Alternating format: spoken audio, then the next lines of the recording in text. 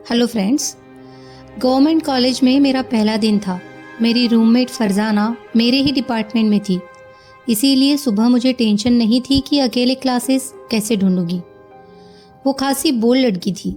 बड़े शहरों में रहने वाले शायद ऐसे ही होते हैं। सुबह जब हम लोग कॉलेज पहुँचे तो बारिश हो रही थी और ऐसे मौसम स्टडीज़ के लिए काफ़ी नुकसानदेह होते हैं, लेकिन उम्मीद के खिलाफ कॉलेज में काफ़ी लोग थे। आज सिर्फ अबरार सर ने इंट्रोडक्टरी क्लास ली थी और किसी दूसरे प्रोफेसर ने क्लास में आने की जहमत नहीं की थी। इनके बारे में पहले ही बहुत लोगों से सुन चुकी थी कि वो वक्त के बहुत पाबंद है। मुझे डर था कि वो बहुत सख्त होंगे, मगर पहली मुलाकात में उनका इम्प्रेशन बहुत नर्म दिल आदमी का था। आज क्लास में स्टूडेंट्स कम ही थे और इनमें भी लड़कियों की तादाद काफ़ी कम थी। आज मेरे और फरजाना के अलावा दो और लड़कियां आई थी, असमारा और आरजू। दोनों ही हाई क्लास फैमिली से ताल्लुक़ रखती थी। मैं तो शायद उनसे अपना इंट्रोडक्शन ही नहीं करवाती, लेकिन फरजाना उनके पास चली गई थी। वो उन लोगों के साथ ही क्वीन मेरी से ग्रेजुएशन करके आई थी, इसीलिए उन्हें अच्छी तरह जानती थी। फरजाना की वजह से मजबूरन मुझे भी उनसे सलाम दुआ करनी पड़ी। बातों के दौरान उन लोगों ने मुझे नज़रअंदाज किया, लेकिन इस चीज़ ने मुझे ज़्यादा हर्ट नहीं किया। मेरी मामूली शक्ल और लिबास देखकर वो मुझे वीआईपी ट्रीटमेंट देने से तो रही। वैसे भी ये चीज़ अब मेरे लिए इतनी नई नहीं रही। अबरार सर ने सबसे पहले असमारा से ही अपना इंट्रो करवाने के लिए कहा था। मेरा नाम असमारा इब्राहिम है। मैं क्वीन मेरी कॉलेज से फर्स्ट डिवीज़न से ग्रेजुएशन करके आई हूँ। हर किस्म की एक्स्ट्रा करिकुलम एक्टिविटीज़ में हिस्सा लेती हूँ। आपकी क्लास में एक अच्छा इजाफा साबित होगी। बड़ी फ्लुएंट इंग्लिश में उसने कहा था। उसका लहजा बेहद पुरएतमाद था और मैं सिर्फ ये सोच कर रह गई थी कि दौलत और खूबसूरती के बगैर भी एतमाद से बात की जा सकती है। फरजाना, असमारा और आरजू से इंट्रोड्यूस्ड होने के बाद अबरार सर ने मेरी तरफ तवज्जो दी थी। मुझे फ़ौरन तारुफ करवाने को कहने के बजाय वो कुछ देर तक मुझे बागौर देखते रहे, फिर मुस्कुराते हुए कहा, आप भी हमारे ही क्लास की है? Yes sir. मैंने उनके सवाल पर हैरान हुई थी। मैंने इसीलिए पूछा है क्योंकि आप बहुत छोटी लग रही है। नो सर, मैं छोटी सी तो नहीं हूँ, मेरी हाइट 5.4 है। मैंने उनकी बात समझे बगैर फ़ौरन कह दिया। मेरे जुमले पर अबरार सर हंस पड़े और अगली रो में बैठे हुए दो लड़कों ने एकदम पीछे मुड़कर देखा था। उनके चेहरे पर मुझे मुस्कुराहट नजर आई। फिर उनमें से एक ने अबरार सर से कहा, sir, that is just the right height for a girl, neither too tall nor too short. सारी क्लास एकदम कहकह से गूंज उठी थी। अबरार सर ने कफ के बहाने अपनी हंसी कंट्रोल की और लड़के से कहा, no Zaroon, don't try to embarrass her. फिर उन्होंने मुझसे मेरा नाम पूछा। मेरा नाम कशफ मुर्तज़ा है। मैं गुजरात से आई हूँ। मैंने मुख्तसर अपना तारुफ करवाया। मेरी तारुफ के बाद अबरार सर ने लड़कों के तारुफ के लिए, और जब उस लड़के जिसका नाम ज़ारून था ने खुद का इंट्रोडक्शन दिया तो मैंने भी उसी तरह कमेंट किया जैसे उसने किया था। मैं ऐसा ना करती, लेकिन उसका अंदाज ही मुझे इतना बुरा लगा कि मैं ना चाहते हुए भी अपनी नापसंदगी का इजहार कर बैठी। उस वक्त तो मुझे अपना कमेंट ठीक नहीं लगा था, लेकिन अब मैं सोच रही हूँ कि शायद मैंने गलत किया था। मैं यहाँ इस किस्म के फिजूल झड़पों के लिए तो नहीं आई। मैं अब दोबारा ऐसा कभी नहीं करूँगी। एक दिन गुजर आया, काश बाकी दिन भी इज्जत से गुजर जाए। आज का दिन ख़राब तरीन दिनों में से एक था। कॉलेज में एमए क्लास का पहला दिन था और पहले दिन ही सुबह मैं बहुत अच्छे मूड में कॉलेज गया था क्योंकि मौसम बहुत अच्छा था। पहली और आज होने वाली इंट्रोडक्टरी क्लास अबरार सर की थी और उनकी क्लास में बीए में मिस नहीं कर सका था, तो अब कैसे करता? अब उनसे ताल्लुक़ अच्छे करना और रखना मेरी मजबूरी है। जाहिर है वो पापा के अच्छे, बल्कि मुझे तो लगता है कि बेहतरीन दोस्त है। पापा पर उनका बहुत असर है। बाज़ दफ़ा मेरी जो बात पापा वैसे नहीं मानते, वो सिर्फ उनके कहने पर मान लेते हैं। वैसे तो कभी कभी मुझे अबरार सर पर बहुत सुपर नेचुरल किस्म की चीज़ लगते हैं। उन्हें मेरी हर एक्टिविटी का पता होता है। बीए में जब उनकी क्लास में देर से आता था तो वो मेरे न आने की असल वजह खुद ही तैयार करते थे। उन्हें अच्छी तरह पता होता था कि मैंने किस दिन कितनी क्लासेस छोड़ी, आजकल किन लड़कियों के साथ फिर रहा हूँ, कौन से प्रोफेसर मेरे बारे में अच्छे ख्यालात रखते हैं और कौन से मुझसे तंग है। फिर भी उनका एहसान ही है कि पापा को किसी बात से उतावला नहीं करते थे। बहुत मेहरबान है मुझ पर। जब मैं क्लास में गया था तो वहाँ ज़्यादा लोग नहीं थे। इस्लाम और फारूक मुझे बाहर ही मिल गए थे। उनके साथ जब मैं अगली रो की तरफ गया तो मैंने देखा कि दूसरी रो में 4 लड़कियां बैठी हुई है। उनमें से 2 को तो मैंने फ़ौरन पहचान गया। एक असमारा इब्राहिम थी और दूसरी आरजू मसूद। दोनों कजिन्स है और सोशल गैदरिंग में अक्सर उनसे मुलाकात होती रहती है। और असमारा को मैं खासा पसंद करता हूँ क्योंकि वो खूबसूरत है, फ्रैंक है और ऐसी ही लड़कियाँ मुझे अपील करती है। वो दोनों मुझे देखते ही अपनी रो से बाहर आई।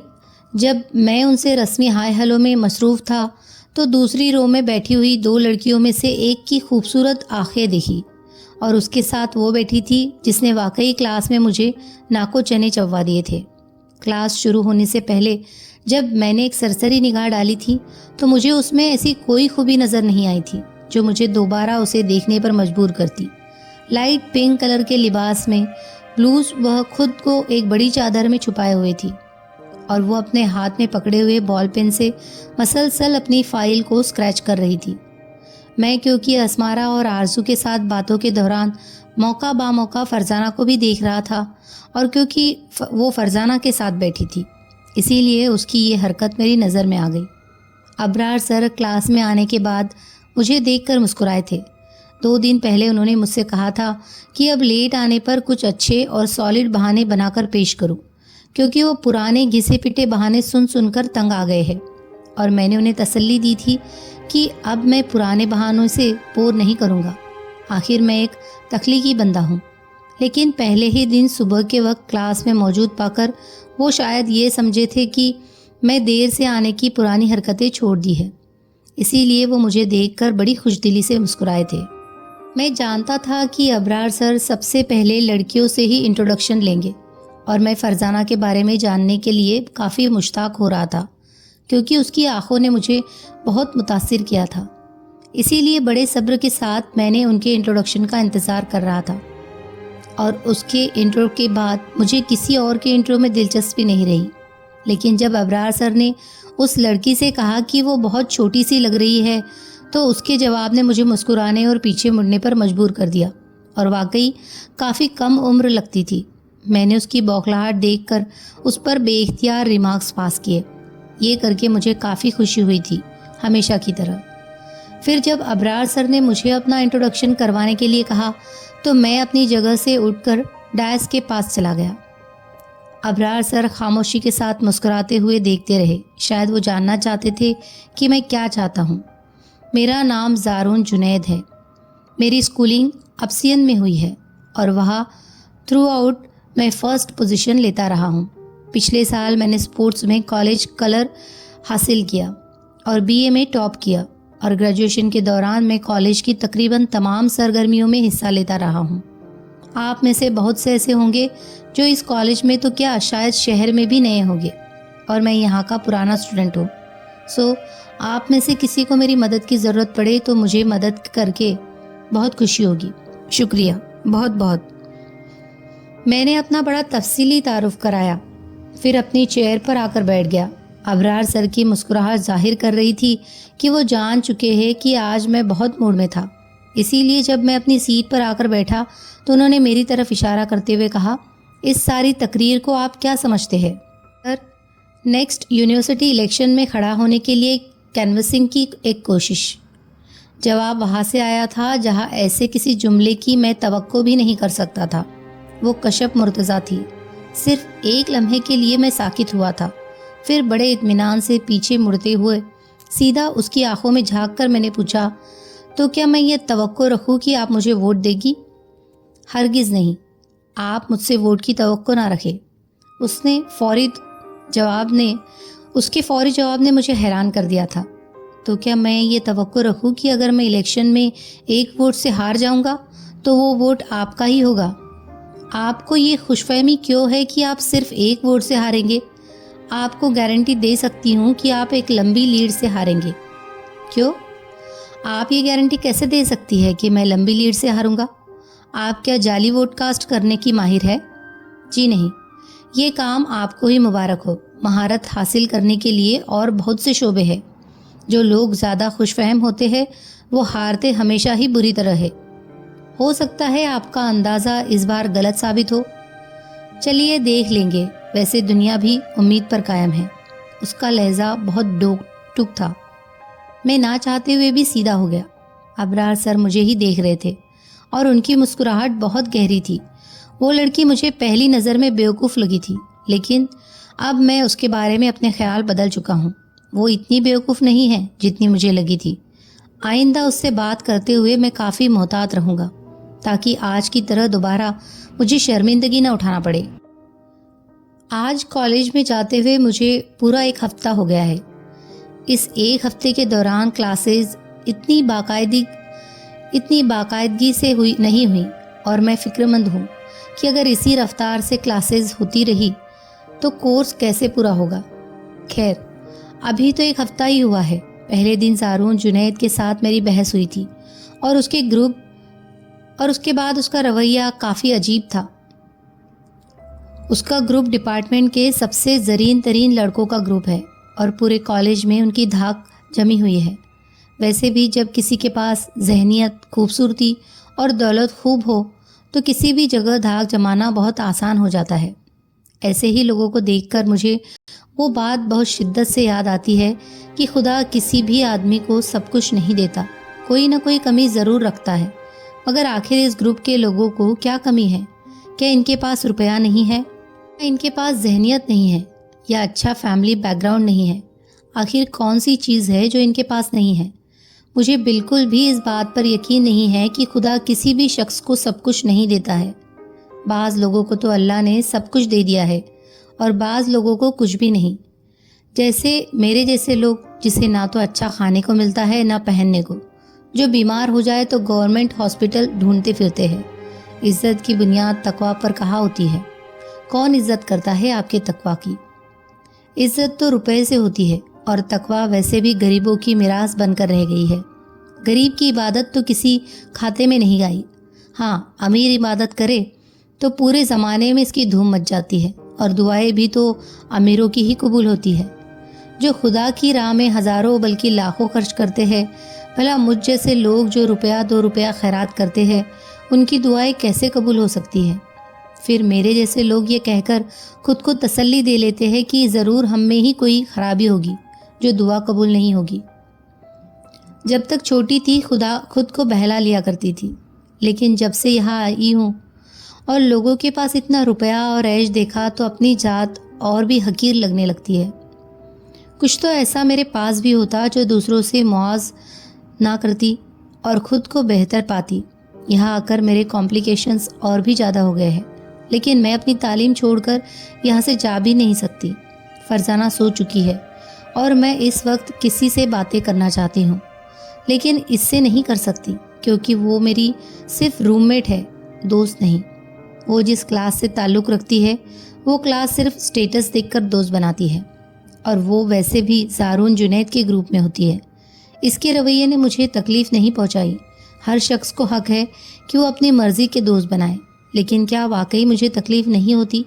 हाँ, मुझे तकलीफ़ होती है। क्या इस बात से आपको तकलीफ़ नहीं होती कि कोई आपको सिर्फ इसीलिए नज़रअंदाज करता है क्योंकि आपके पास रुपया नहीं है, आपका लिबास महंगा नहीं है, आप किसी ऊंची फैमिली से ताल्लुक़ नहीं रखते?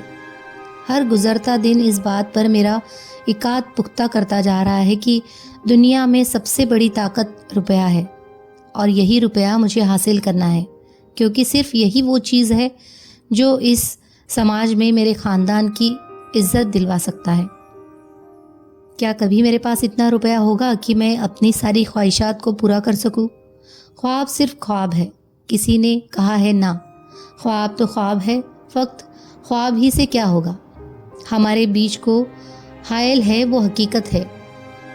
आज पहला दिन था जब सारी क्लासेस हुई। अब स्टडीज़ का सिलसिला बाकायदा हो जाएगा। कॉलेज में अब सिर्फ 2 साल गुजारने हैं, फिर आमिल ज़िंदगी का आगाज़ हो जाएगा और मैं इन 2 सालों को पूरी तरह एंजॉय करना चाहता हूँ। इस वक्त रात के 11 बजे है और मैं इस कदर थका हुआ हूँ कि सोने के अलावा कुछ और करने का मूड नहीं है। लेकिन बहरहाल मेरी डायरी इस कुछ में शामिल नहीं है। शायद लिखे बगैर तो मैं सो ही नहीं सकता। आज कॉलेज में मैंने काफ़ी मसरूफ़ दिन गुजारा, लेकिन किसी भी क्लास में किसी किस्म की बहस के बगैर, यहाँ तक कि कशफ ने भी आज मुझसे बहस करने की कोशिश नहीं की। ख़ास तौर पर सर अबरार की क्लास में एक पॉइंट पर मैं उम्मीद कर रहा था कि वो ज़रूर कुछ कहेगी, मगर गैर मुतवक्का तौर पर वो खामोश रही। लेकिन हर गुज़रते दिन के साथ सर अबरार की क्लास में अपनी पोजीशन बहुत मुस्तहकम करती जा रही है और पता नहीं सर अबरार को वो क्या हो गया है कि वो उसकी बात को बहुत अहमियत देने लगे हैं। खैर, कोई बात नहीं, चंद दिनों की बात है, अभी वो यहाँ नहीं है, इसीलिए रेजूर है। कुछ दिन बाद जब उसे कॉलेज की हवा लगेगी तो फिर ऐसी लड़कियाँ क्लास अटेंड करने की बजाय लॉन और कैफेटेरिया में ज़्यादा पाई जाती है, क्योंकि मिडिल क्लास की लड़कियाँ कॉलेज जैसी जगह पर पढ़ने नहीं, लड़के फंसाने आती है ताकि अपनी क्लास से निकलकर वो अपर क्लास में आ सके, और वो भी मिडिल क्लास की एक लड़की है। वो मुख्तलिफ होगी। फरजाना ने बताया था कि वो अपने अखराजात पूरे करने के लिए ट्यूशन भी करती है, तो ऐसी लड़कियों के लिए दौलत में वैसे ही बहुत चाम होता है। मैं भी देखूंगा कब तक इस इमेज को बरकरार रखती है। आज असमारा ने मुझे अपने बर्थडे पर इनवाइट किया था, सो मेरी शाम बहुत अच्छी गुजरी है। उस जैसी लड़की के साथ इंसान शाम तो क्या ज़िंदगी भी गुजार सकता है। मैं आजकल उससे काफ़ी इम्प्रेस हूँ और उसका हाल मुझसे भी बुरा है। मेरे एक डायलॉग के जवाब में वो ऐसे 10 डायलॉग बोलती है।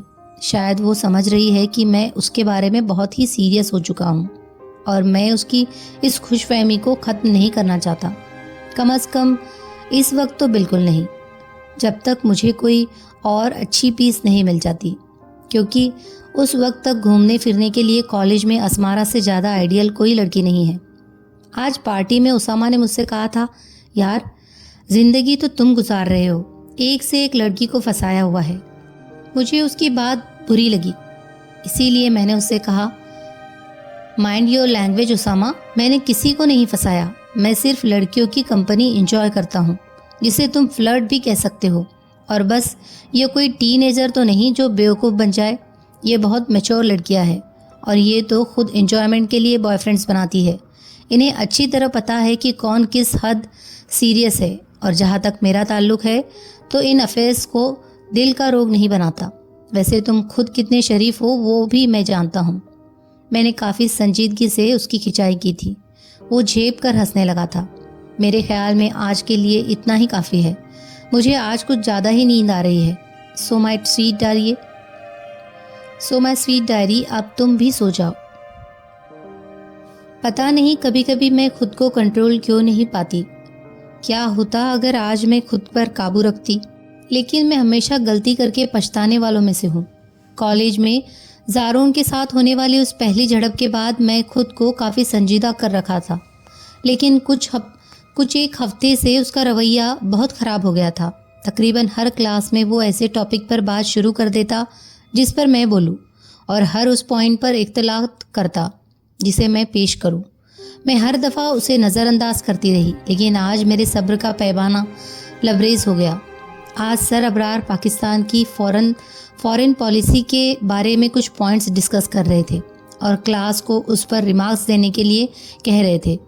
जब तबसरा करने के लिए मेरी बारी आई तो मैंने कहा, मगरिबी के साथ हमें अच्छे ताल्लुकात रखने चाहिए, लेकिन मुल्की मफादात की कीमत पर नहीं, क्योंकि आज की दुनिया में तो हमेशा कमज़ोर ममालिक भी अच्छे ताल्लुकात के लिए अपने मफादात का सौदा नहीं करते। सो हमें भी किसी के सामने नहीं झुकना चाहिए और मुल्की मफादात पर सौदा करने की बजाय ऐसे ही सर्दो गर्म ताल्लुक ठीक है। खिलाफ तवक्को मेरी बात पर ज़ारून जुनैद ने कुछ नहीं कहा। फिर अचानक सर अबरार को पता नहीं क्या ख्याल आया और उन्होंने क्लास से पूछा कि कौन से स्टूडेंट्स फॉरेन सर्विस में जाना चाहते हैं। चंद लोगों ने हाथ खड़ा किया था, इनमें ज़ारून जुनैद भी था। अब सर अबरार ने मुस्कुराकर जारून को देखा और पूछा, जारून, आप फॉरेन सर्विस में क्यों जाना चाहते हैं? उसने फ़ौरन कहना शुरू कर दिया था, सबसे बुनियादी वजह तो ये है कि इसमें मुस्तकबिल बहुत रोशन और महफूज रहता है। फिर ये प्रोफेशन बहुत ग्लैमरस और चैलेंजिंग है, और फिर आप इस पोजीशन में होते हैं कि मुल्क के लिए कुछ कर सके। मुझे उसका जवाब बहुत फॉर्मल सा लगा। वही मुल्क के लिए कुछ करने के रस्मी जुमले। अच्छा जारून, अगर आप फॉरेन सर्विस ज्वाइन कर लेंगे तो आप किन ममालिक के साथ ताल्लुकात बेहतर करने की कोशिश करेंगे और क्यों? वो कुछ देर खामोश रहा, फिर अपने मखसूस अंदाज में बोलने लगा। वैसे तो एक डिप्लोमेट का काम ही यही होता है कि वो हर मुल्क के साथ बेहद ताल्लुकात रखने की कोशिश करे, लेकिन मगरिबी ममालिक के साथ ख़ास तौर पर हमारे ताल्लुकात अच्छे होने चाहिए। इसकी बुनियादी वजह यह है कि हमारी इकोनॉमी अमेरिका और यूरोप से मिलने वाले कर्ज़ों पर खड़ी है।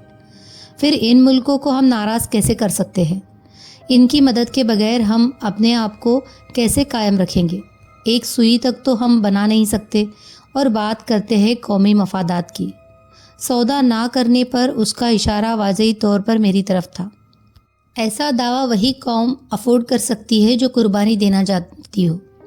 हमारे यहाँ तो अगर गोश्त की कीमत बढ़ जाए तो उसे कंट्रोल करने के लिए हम सिर्फ 2 दिन भी गोश्त खाना नहीं छोड़ सकते।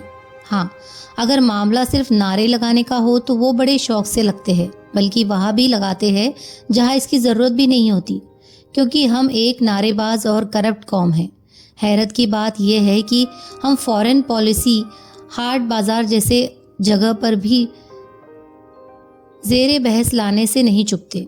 एक पाकिस्तानी के लिए तो ये बात अबदी हसास है कि उसे फॉरेन पॉलिसी जैसे मसले पर बहस करने का मौका मिल रहा है। फिर हम जोश में आते हैं, और अफसोस की बात यह है कि हमें उन चीज़ों पर जोश आ जाता है जिस पर हमें होश से काम लेना चाहिए। जैसे अभी मोहतरमा कशफ फरमा रही थी कि कौमी मफादात पर सौदे किए बगैर अगर अच्छे ताल्लुकात कायम होते हैं तो ठीक है, वरना जैसे ताल्लुकात है वैसे ही रहने दे। तो मोहतरमा, अगर सिर्फ अमेरिका ही हमारे साथ पूरी ट्रेड नहीं, सिर्फ हमारा कॉटन एक्सपोर्ट का कोटा ख़त्म कर दे तो हमारा मुल्क एक हफ्ता भी नहीं चल सकता। हम इमदाद पर ज़िंदा रहने वाली कौम हैं, और इमदाद पर ज़िंदा रहने वाली कौम हर चीज़ का सौदा करने पर मजबूर होती है, फिर वो कौमी मफादात हो या जाती मफादात। वैसे भी अगर आम जिंदगी में तो हर शख्स अमेरिका या यूरोप जाने को तैयार है, चाहे इसके लिए उन्हें कोई भी कीमत अदा करनी पड़े। इसीलिए मेरे ख्याल से फॉरेन पॉलिसी पर इस किस्म के अहमकाना बयानात की गुंजाइश नहीं होती, जैसे बयां कुछ देर पहले मोहतरमा कशफ कर दे रही थी।